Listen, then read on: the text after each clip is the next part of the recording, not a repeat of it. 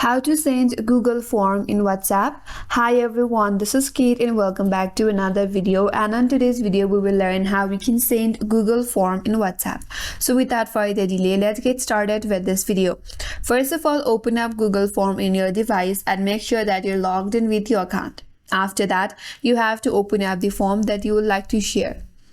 Once you have opened your form, now head towards this top right section in this tab, and there you have this icon. It says copy responder link. You have to click on it. Now you have to copy the link. You can search in this URL and after that copy its link. Now once you have copied the link to your form, all you have to do is open up WhatsApp in your device. Now you can share the link to any contact in WhatsApp. Open up the contact, and here you can paste the link and simply send it.